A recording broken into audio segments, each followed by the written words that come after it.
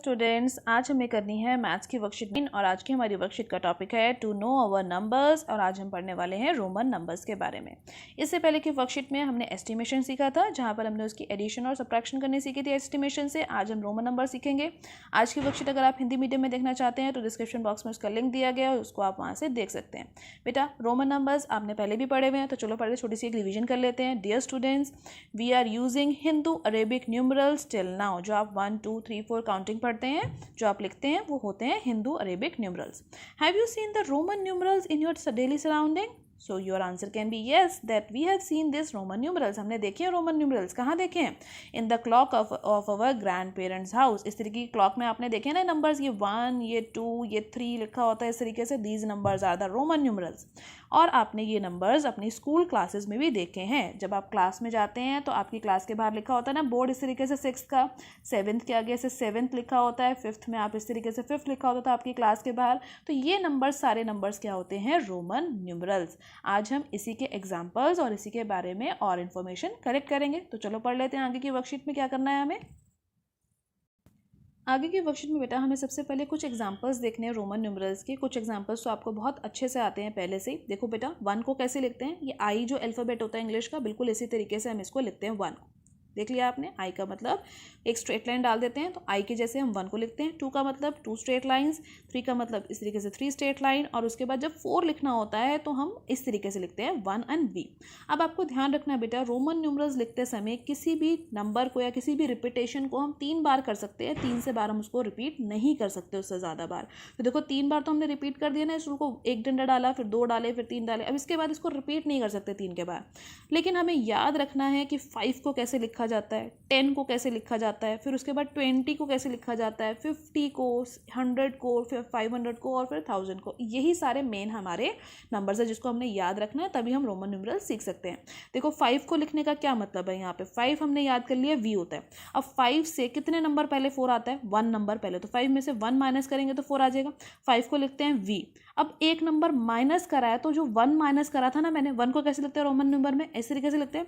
तो 5 से पहले एक 1 लगा दूंगी, इसका मतलब 5 में से मैं -1 करवा रही हूँ। ठीक है, तो इसीलिए मैंने 5 के साथ एक 1 लिख दिया, तो ये बन गया 4। अब मुझे 5 में एक ऐड करना है। जब मैं 5 में एक ऐड करती हूँ तो क्या बन जाता है? 6। तो 6 को मैं कैसे लिखूंगी? 5 तो मैंने लिखा ही लिखा। 5 के आगे अगर मैं एक 1 लगा दूंगी इसके साथ आगे, तो ये बन जाएगा 6। जब भी आगे कोई रोमन न्यूमरल लगाएंगे तो यानी पीछे वाले रोमन न्यूमरल में वो ऐड हो रहा है। और जो पीछे अगर लगा होगा, अगर किसी रोमन न्यूमरल के पीछे कोई रोमन न्यूमरल लगा होगा, तो उसका मतलब वो पीछे वाले में से सब्ट्रैक्ट हो रहा है, यानी 5 में से 1 माइनस हो रहा है। तो देखो 6 कैसे लिखा? 5 के आगे एक 1 लगा दिया। 7 कैसे लिखा? 5 के आगे 2 लगा दिया, यानी 5 और 2 7, 5 1 3 8। अब देखो 3 बार रिपीट हो गया ना यही रूल, तो आगे रिपीट नहीं हो सकता। अब 9 लिखने के लिए मुझे क्या करना पड़ेगा? 10 याद रखना पड़ेगा, और 10 में से एक माइनस करेंगे, यानी 10 होता है x, और उसके में से 1 माइनस कर देंगे, यानी उससे पहले एक 1 लगा देंगे। So very easy to understand. अब इसके बाद देखो 11 कैसे लिखते हैं? 11 का मतलब क्या होता है? 10 + 1 = 11 होता है ना। 10 + 1 11, तो 10 तो था x और उसके साथ एक 1 लगा दिया। 12 का मतलब 10 and 2, 13 का मतलब 10 and 3, 14 का मतलब 10 and 4, 15 का मतलब 10 and 5, और इसी तरीके से करते करते आप 90 तक लिख लोगे। अब 20th याद रखना है। 20 का मतलब क्या होता है बेटा? 10 and 10, 10 में 10 ऐड कर देते हैं, तो 20 का मतलब 2 बार आप क्रॉस लिख दोगे।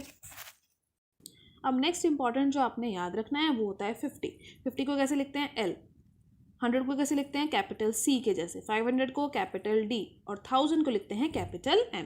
इसके बाद यहाँ पर बेटा कुछ इंपॉर्टेंट रूल्स दिए गए हैं रोमन न्यूमरल्स के लिए, तो चलो करके उसको हम पढ़ लेते हैं। फर्स्ट रूल देखो क्या है? If the symbol of Roman numeral is repeated, its value is added as many as time it occur. तो देखो अगर किसी रोमन न्यूमरल को बार बार रिपीट कर रहे हैं तो वो उसके वैल्यू उतनी बारी ऐड हो जाती है। देखो 10 को 2 टाइम्स लिखा, तो यानी वो हो गया 20। नेक्स्ट देखो क्या है? We can repeat any Roman numeral और सिंबल मैक्सिमम एट 3 टाइम्स। कम मैक्सिमम मतलब ज़्यादा से ज़्यादा 3 बार रिपीट हो सकता है। तो अभी मैंने आपको समझाया था ना, देखो ये 3 बार रिपीट हो रहा था, तो उससे ज़्यादा रिपीट नहीं होगा। नेक्स्ट है सिंबल्स जो हैं 5, वी का मतलब है 5, एल का मतलब है 50, और डी का मतलब है आपका 500। तो 5, 50 और 500 ये कभी भी रिपीट नहीं हो सकते, ये आपको याद रखना है। Third rule, if you put less value symbol on the right hand side of the value then we add it.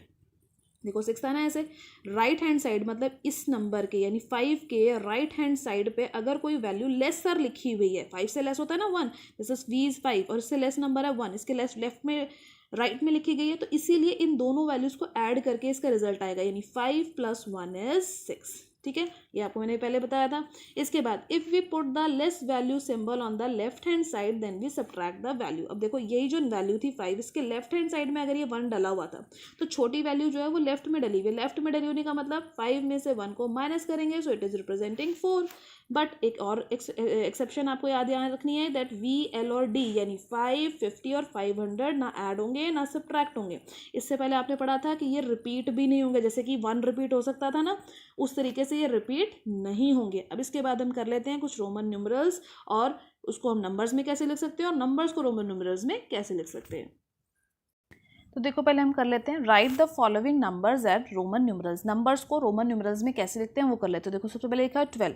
12 का मतलब क्या होता है बेटा, 10 and 10 + 2। तो 10 को कैसे लिख सकते हैं, क्रॉस के जैसे, एंड 2 होता है सीधे खड़े हुए 2 डंडे यानी आई के जैसे, तो 12 क्या हो गया, इस तरीके से लिखा जाएगा।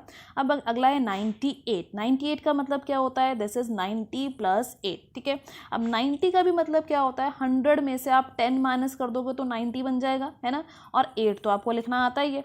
अब देखो 100 में से 10 माइनस करने का क्या मतलब है, पहले आप जब भी सब्ट्रैक्शन करते हो तो आपको क्या याद रखना है कि छोटा वाला जो नंबर है वो पहले लिखा जाएगा रोमन न्यूमेरल में और बड़ा वाला बाद में।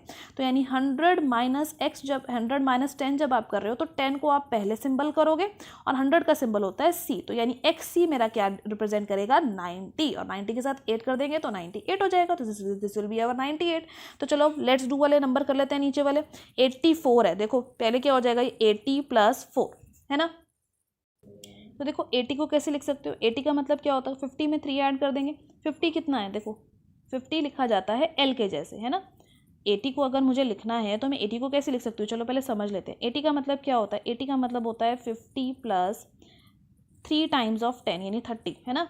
और उसके बाद उसमें 4 ऐड कर देना है। तो 50 को मैं कैसे लिख सकती हूँ, 50 can be written as L, और 30 को कैसे लिख सकते हैं, 3 टाइम्स में x लिख देती हूँ। और 4 को तो आपको पता ही है बेटा कैसे लिखते हैं, 4 को इस तरीके से हम 4 को लिख देते हैं, तो हमारे 84 क्या हो जाएगा, ये नंबर।